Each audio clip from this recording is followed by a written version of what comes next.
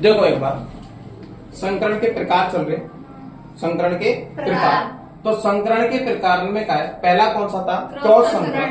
Cross संकरण मतलब पीढ़ी दर पीढ़ी एकांतरित क्रम से संकरण या अलग अलग नस्लों को इसमें काम में लिया जाता है। जैसे माना कि दो नस्ल ली ए और टू बी, जब ए और बी को जब संकरण लियो तो क्या बनी भैया, सी नस्ल बनी। और सी को और ए को संकरण करो तो कौन सी बनी, डी। और डी इंटू बी का संकरण किया तो ई। इसमें अलग अलग संकरण है। दूसरा संकरण था आपका त्रिसंकरण। त्रिसंकरण का मतलब है कि जहाँ में तीन नस्लों के साथ संकरण किया जाना हो। जैसे मैं कह सकता हूँ कि थारपारकर नस्ल का संकरण किससे किया, साहिवाल से। और जब थारपारकर और साहिवाल को संकरण कराया तो कौन सी नस्ल बनी, F1।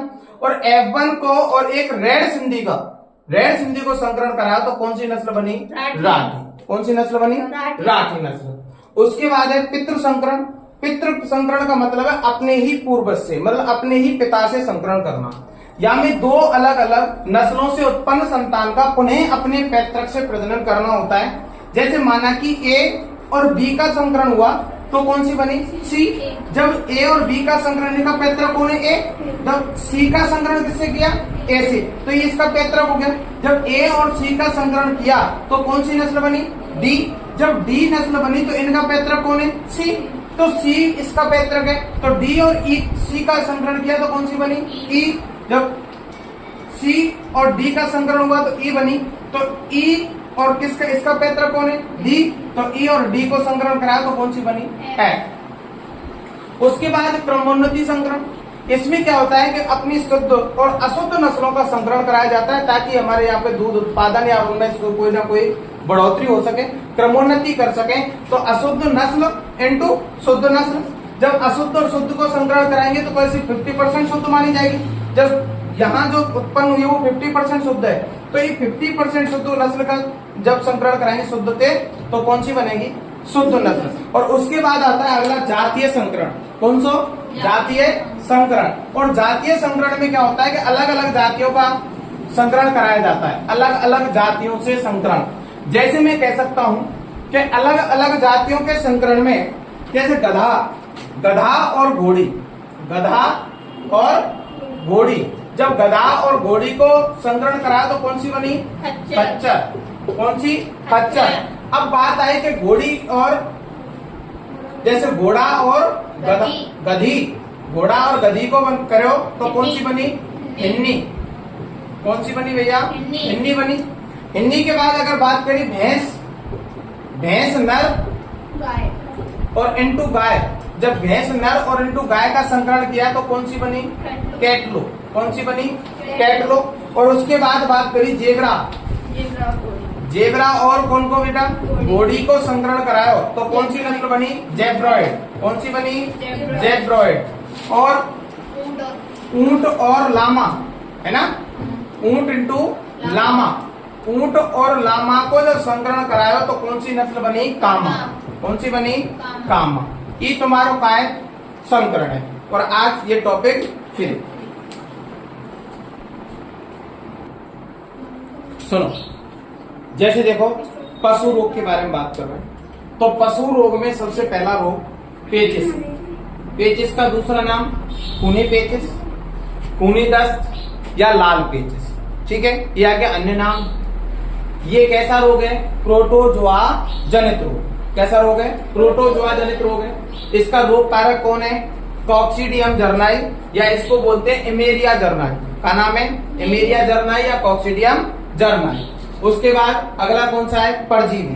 परजीवी है ये किस में पाया जाता है, गोबर में पाया जाता है। ये कैसा है, संक्रमित क्या होता है इससे, बड़ी आंत। ज्यादातर ये जब पेचिस रोग होगा तो याद है कौन सी आंत, बड़ी आंत ज्यादा संक्रमित होगी। इसके लक्षण क्या हैं कि पशु के क्या हो जाते हैं, दस्त हो जाते हैं। और ज्यादातर किसमें, कुक्कुट के बच्चों में, मतलब मुर्गी पालन जो है उनमें, उनके बच्चों में ज्यादातर ये देखा गया है। अगला रोग है आपका आफरा। अगला रोग कौन सा है, आफरा। अगला रोग आफरा। तो आफरा जानते हैं, जब हमें पेट फूल जाए, क्या फूल जाए, पेट फूल जाए। देखो ना तुमने, ना देखो। अगला रोग है दूसरा आफरा। आफरा, आफरा किससे संबंधित है बेटा, पेट से संबंधित है। पॉइंट किससे संबंधित है? पेट से संबंधित है। इससे संबंधित है, पेट से संबंधित। ठीक है, इसके उपचार के काज क्या करें हम? बहुत से तुमने देखे होंगे गाँव में ज्यादातर हींग को घोल पीने का ना पीने, हींग का प्रयोग करते हैं कि नहीं करते? किसका प्रयोग करना है? हींग का प्रयोग। और याद रखना है हींग का प्रयोग भी उतना ही करना है, ओनली 11.5 ग्राम। कितना? 11.5 ग्राम हमें हींग का प्रयोग करना है। ठीक है, या फिर हम या में काय को प्रयोग कर सके बेटा? तारपीन का, तारपीन के तेल का, तारपीन के तेल का प्रयोग कर सकते हैं। तारपीन को तेल ज्यादा ना देना, ओनली 58 ग्राम। कितना देना है? 58 ग्राम। या फिर हम या में प्रयोग कर सकें मीठा सोडा। काय को प्रयोग कर सकें?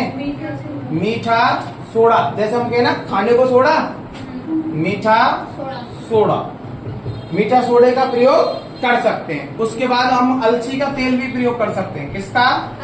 अलसी का तेल। अगर आफरा रह जाए तो हींग का प्रयोग 11.5 ग्राम, तारपीन का तेल 58 ग्राम, मीठा सोडा या अलसी का तेल का प्रयोग हम कर सकते हैं। उसके लिए आगे इसमें क्या करते हैं हम? एक कैंडुला, एक वो रहता है यंत्र पशुओं में के लिए, जाको हम कहा रूपन के बीच, इसके बीच रूपन के बीचों बीच, जैसे यूं कहे ना यहां, तो रूपन के बीचों बीच ट्रोकर कैनुला, ट्रोकर कैनुला। भैंस के पेट में छेद। जी बेटा, हाँ, भैंस के पेट में जो छेद करें, ट्रोकर कैनुला को घुसाकर, ट्रोकर कैनुला को घुसाकर गैस बाहर निकालते हैं। ठीक है, ट्रोकर कैनुला को घुसाकर गैस बाहर निकालते हैं।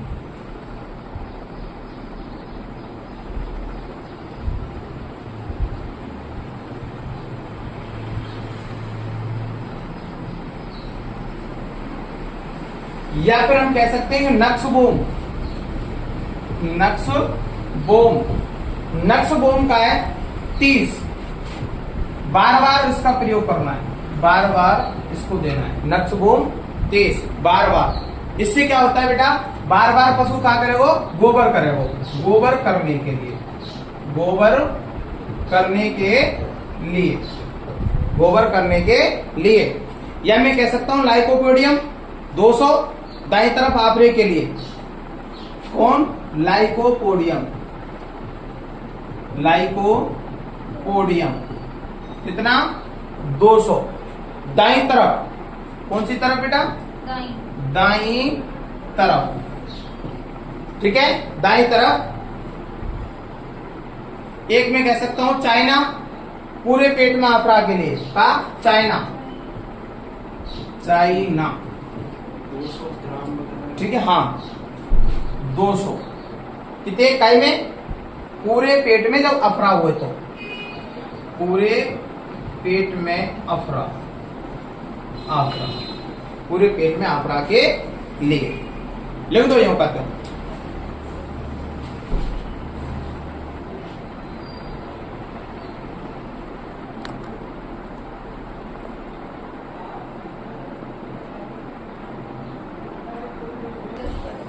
देखें, आफरा पेट से संबंधित है। उपचार हींग का प्रयोग करना है 11.5 ग्राम, तारपीन का तेल 58 ग्राम, मीठा सोडा या अलसी का तेल 650 ग्राम। रूपन के बीचों बीच इसमें क्या करते हैं हम? ट्रेपला कैनोला का हम प्रयोग कर लेते हैं इसमें घुसाकर। नक्सबोम 30 बार बार गोबर करने के लिए। लाइकोपोडियम 200 दाई तरफ इसका प्रयोग करना है। चाइना 200 पूरे पेट में अगर अफरा हो तो इसका प्रयोग करना है। अगला पॉइंट है कब्ज। अगला कौन सा बेटा? कब्ज। अगला लिखो कब्ज।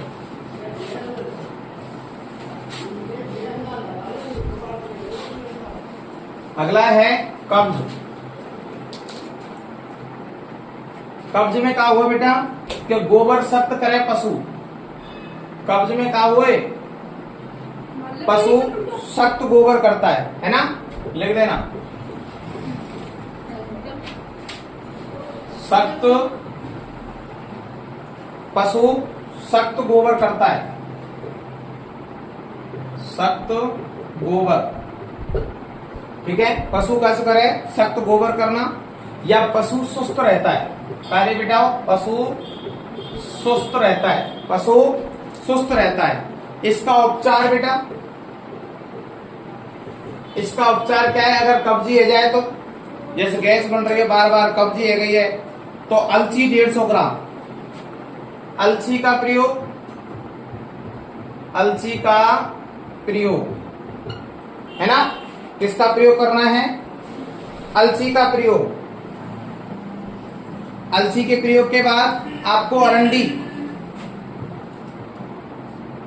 अरंडी का तेल, अरंडी के तेल के बाद अगर मैं कहूं तो मैं ये कह सकता हूं बेटा तिली का तेल, जैसे कहें तिल का तेल,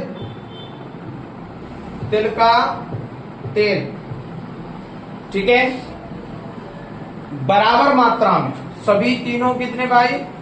बराबर मात्रा में इनको प्रयोग करना है। कितने भी दे जितनों भी बराबर मात्रा में प्रयोग करना है। और 80 ग्राम सौंठ मिला देनी है हमें। क्या ग्राम? 80 ग्राम सौंठ। ये इनको का है उपचार है, 80 ग्राम सौंठ। देखो जितने भी आंकड़े हैं तुम्हारी किताब के आंकड़े, जो 11th एग्रीकल्चर आरबीएससी में जो किताब चल रही है ना, उसके टोटली आंकड़े उसके, या में कोई अंतर ना है। देखो या में जो लिखो है वो यो का त्यों इसमें है, जैसे कब्जे है, और या में जो भी आंकड़े हैं उसके अनुसार इसको मैंने लिखा है। टोटली आरबीएससी जो सरकारी बुक है तुम्हारी, उसके अनुसार ये टॉपिक चल रहा है। तो आप ज्यादा से ज्यादा सपोर्ट करें, ये ना सोचें कि कहाँ लिखा दियो और कैसे लिखा दियो, तो आपको ध्यान रखना है, ठीक है। ठीक है भैया। और अगला पॉइंट है घाव, जिसके बारे में हम बात करेंगे अब कल, ठीक है। धन्यवाद।